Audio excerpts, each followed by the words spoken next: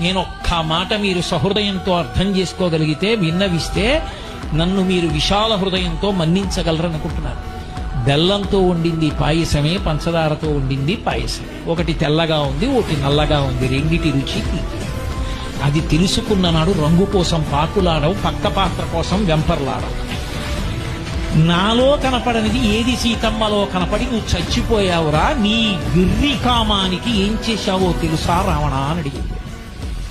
ప్రపంచాన్ని గడగడలాడించగలిగిన వాడు ఇంద్రుణ్ణి గెలవగలిగిన కొడుకుని కన్నాడు. నీ కామానికి పరకాంతని తెచ్చి కొడుకుని యుద్ధానికి పంపి చంపేశావు. నా కొడుకుని, నీ తమ్ముణ్ణి చంపేశావు, కుంభకర్ణుణ్ణి. ఇప్పుడు నువ్వు చచ్చిపోతే నీ తమ్ముడు విభీషణుడు నీ తలకొరివి పెడతాడు.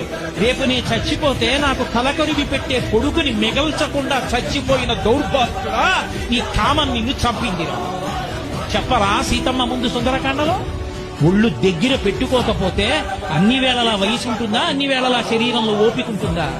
ఎంత తేలికగా ఓపిక ఉంటుందో అంత తేలికగా ఓపిక.